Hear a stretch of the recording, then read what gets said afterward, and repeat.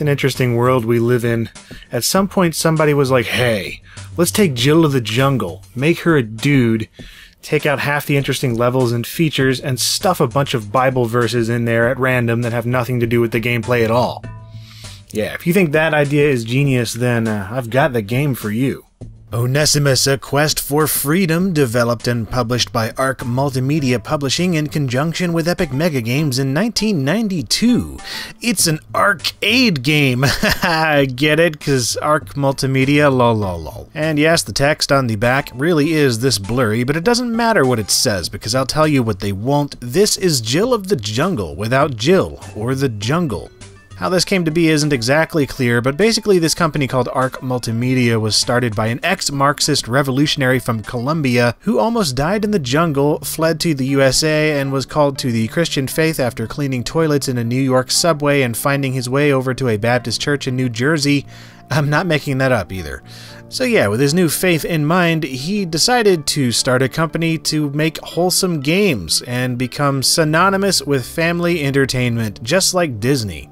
It goes without saying there's a reason that Arc Multimedia Mouse is not famous today, which is pretty weird, considering games like Journey to the Promised Land and Bible Paint and Learn seem like surefire blockbusters. After a few years of subpar sales in the Christian market, they ended up releasing a bunch of interactive multimedia products for Walmart and Walden Software before fading into obscurity. But anyway, back to Onesimus, which was developed alongside the third Jill of the Jungle episode, Jill Saves the Prince, as a commissioned product for Arc Multimedia. If you're familiar with Jill, this is some Matrix-level deja vu. It's the same gameplay, the same music, the same sound effects, the same overworld map, the same levels, the same graphics, except where it's not like the protagonist himself, Onesimus, based on the runaway slave referred to in the Epistle of Paul to Philemon found in the Christian New Testament. Spoiler alert, this happens to him, but thankfully the game ends before you get there. Anyway, he's just a simple reskin of Jill with sprites that aren't drawn or animated as well, and even the same sound effects when you get hurt and die. Maybe it's not that odd, perhaps he's a eunuch.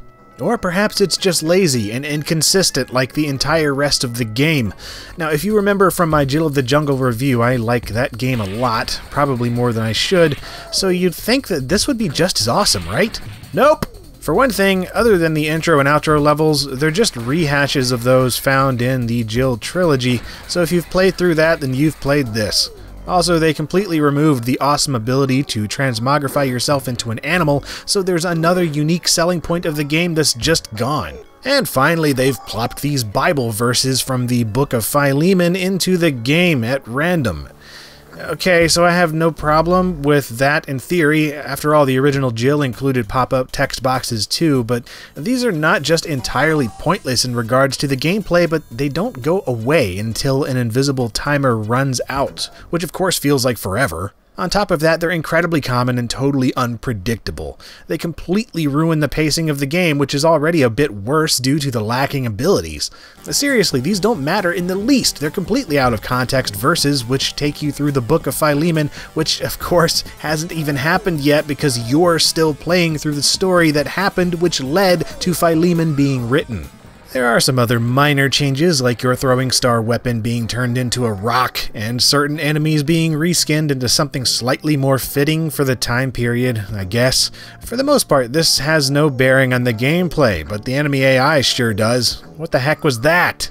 And how am I supposed to get past this guy without getting hurt? He won't move. Eventually you reach the end and are greeted with the same style ending as Jill Saves the Prince. The Apostle Paul then asks you to marry him and... wait, hold on, I mixed up the games here. So Paul is like, hey, you want to be a Christian? And you're like, okay, and Paul's like, congratulations, you are. Now get out of here and go back to your master. You're still a slave.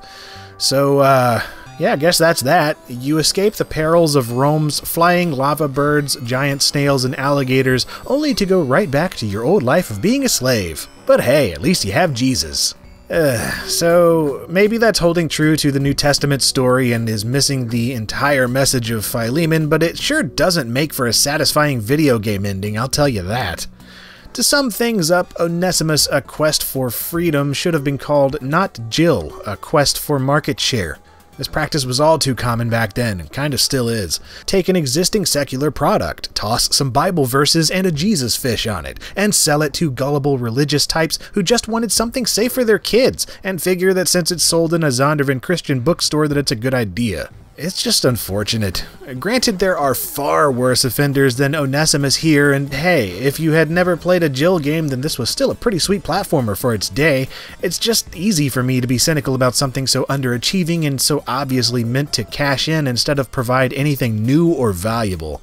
With that said, it's a hugely interesting oddity if you're a fan of epic mega games in the Jill series, so it's at least worth grabbing if you find a copy for cheap. Just don't expect much, and it will absolutely deliver on that.